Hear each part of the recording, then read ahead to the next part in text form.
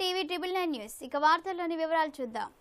భద్రాద్రి కొత్తగూడెం జిల్లా ఇల్లందు బీజేపీ కార్యాలయంలో ఏర్పాటు చేసిన విలేకరుల సమావేశంలో బీజేపీ నాయకులు మాజీ ఎమ్మెల్యే క్లస్టర్ ఇన్ఛార్జ్ ధర్మారెడ్డి ప్రేమచందర్ రెడ్డిలు మాట్లాడుతూ దేశంలో బీజేపీ గాలి వీస్తుందని, ఏ రాష్ట్రానికి వెళ్లినా ముచ్చటగా మూడోసారి కేంద్రంలో బీజేపీ ప్రభుత్వాన్ని ఏర్పాటు చేసి చరిత్ర సృష్టించడం ఉందని, ఈ తరహాలో బీజేపీ హవా తెలంగాణలో ఉందని, త్వరలో జరిగే పార్లమెంటు ఎన్నికల్లో 117కి 17 సీట్లు గెలవాలనుకున్నట్టు అన్నారు. దేశానికి గత 10 ఏళ్లుగా అవినీతి రహిత పాలనను అందించిన ఘనత బీజేపీ ప్రధాని మోదీకి దక్కుతుందన్నారు. రాబోయేది బీజేపీ ప్రభుత్వమేనని ప్రజలందరూ మరొకసారి ఆశీర్వదించాలని ఈ సందర్భంగా వారు ప్రజల్ని కోరారు.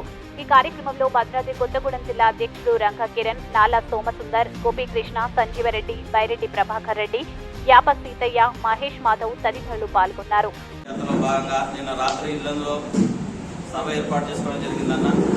ఈరోజు మన ఇల్లందు నియోజకవర్గ పార్టీ కార్యాలయంలో పెద్దలు శ్రీ ప్రేమేందర్ రెడ్డి గారు, అదేవిధంగా మార్తినే ధర్మారావు గారు, ఎక్స్ఎమ్మెల్యే గారు, జిల్లా అధ్యక్షుడు రంగా కిరణ్ గారు, యాత్ర ప్రముఖులు అందరూ పాల్గొంటున్నారన్న. ఈ ప్రెస్ మీట్ తీసుకోవాల్సిందిగా జిల్లా అధ్యక్షుడు పెద్దలు రంగా కిరణ్ గారు కోరుతున్నారు.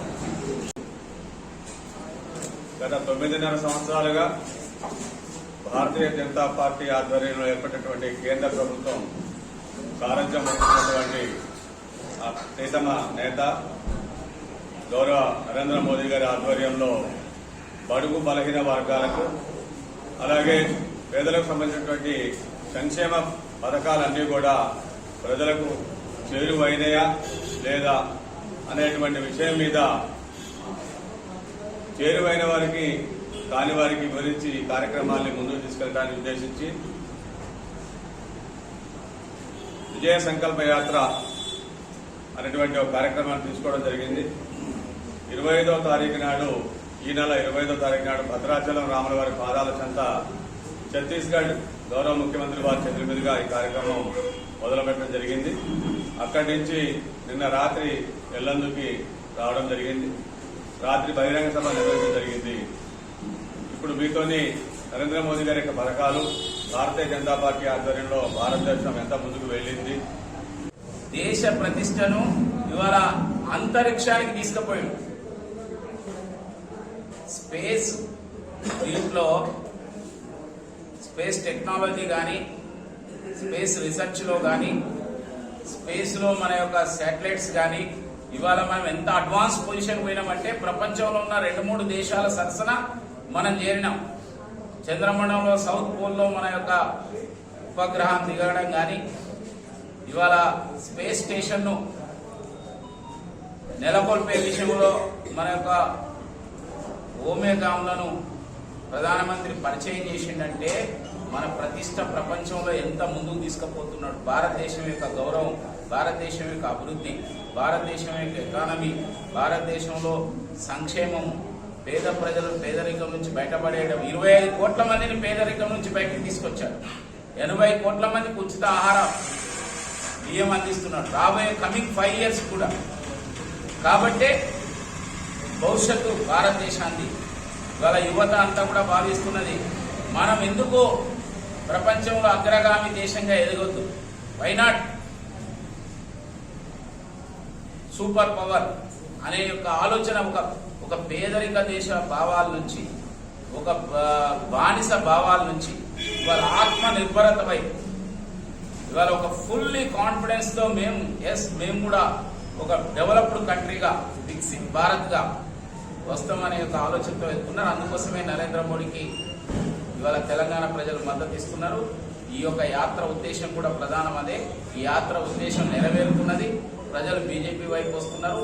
వారికి ఇంకా స్వాగతం చెప్తున్నాం. గ్రామాల్లో అన్ని చోట్ల కూడా తటస్థులు, కొత్త వాళ్ళు, కింది స్థాయిలో ఉన్న యొక్క ఇతర పార్టీలకు సంబంధించిన యొక్క కార్యకర్తలు, నాయకులు భారతీయ జనతా పార్టీకి రావాల్సిందిగా కూడా ఆహ్వానిస్తున్నారు. భాగంగానే ప్రతి ఎవ్రీ ఆల్టర్నేట్ డే మోడీ గారు దక్షిణ భారతదేశంలో పర్యటిస్తున్నారు.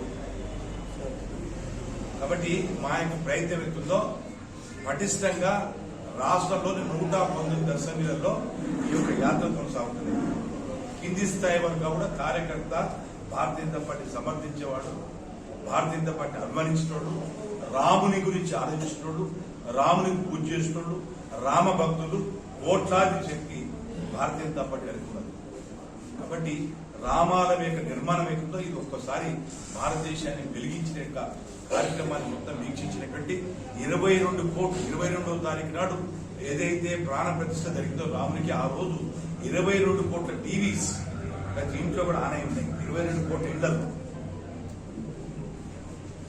27 కోట్ల ఇండ్లు 22 కోట్లు 27 కోట్ల ఇండ్లు దేశంలో 22 కోట్ల ఇళ్లలో టీవీస్ అని ఆనే ఆ రోజు.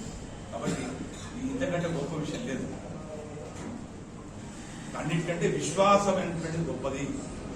విశ్వాసం ఇవాళ వెరీ కామన్ మ్యాన్కి కన్సర్న్ గా ఈరోజు మోడీ గారు కళ్ళను తవ్వుకుంటాడు.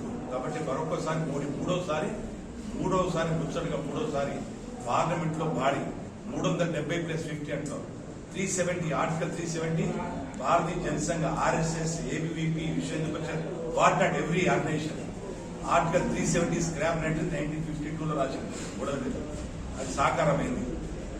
కాబట్టి వాళ్ళు రాళ్ళు లేవు, తుపాకులు లేవు, లాఠీ చార్జీలు లేవు, బాంబు బ్లాస్టులు లేవు జమ్మూ కాశ్మీర్. బట్ ఇవాళ అన్నిటికంటే విశ్వాసం గొప్ప. కాబట్టి చెప్పడం కాదు, చెప్పిందాన్ని చేయటం, నిలబెట్టడం, త్రిపుల్ తలాక్ కావచ్చు, అనేక విషయాలు ఏది చెప్పినప్పుడు కూడా రాజ్యాంగబద్ధంగా జరుగుతుంది. బీజేపీ వస్తే అలజడొస్తుందని హిందూ ముస్లిం గొడవ అయితే అని ఇదంతా కాంగ్రెస్ పార్టీ యొక్క సృష్టి.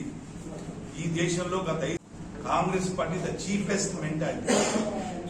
అంతకంటే వారికి అవకాశం లేదు. ప్రజలు తిరస్కరించింది కాబట్టి ఆల్టర్నేట్ మార్గాలలో అల్లరి సృష్టించాలా, గొడవ చేయాలా, అయ్యో పాకిస్తాన్ అయ్యో అట్లా అయిపోయాయని చెప్పి బాధ పడుతున్నారు. పాకిస్తాన్ బాగలేకపోతే వాళ్ళకి బాధ పడుతుంది. పాకిస్తాన్ ఇప్పుడు బాగున్నారు. వాళ్ళు పాకిస్తాన్ ఇప్పుడు చాలా పటిష్టంగా ఉండాలి. నిన్న ఒక ఆయన మాట్లాడుతున్నాడు జీవన్ రెడ్డి గారు మాట్లాడుతున్నాడు. పాకిస్తాన్ తోటి ఎక్కడ యుద్ధం చేసి మీరు అనుకున్నారు. ఆయన సీనియర్ పండిట్ జీవన్ రెడ్డి గారు మాజీ మంత్రి, senior, I respect him, my best friend. ఆయన ఏమంటున్నాడు, మీరు బీజేపీ ఎక్కడ వాళ్ళతోటి పాకిస్తాన్ యుద్ధం చేసినట్టున్నారు. బీజేపీ దేశం చేస్తే next target is POK. Yes, our next target is POK, Pakistan occupied Kashmir. వార్తలు ఇంతటితో సమాప్తం. మళ్ళీ తిరిగి ప్రసారం అయ్యే టీవీ 9 న్యూస్ లో కలుద్దాం. అంతవరకు సెలవు.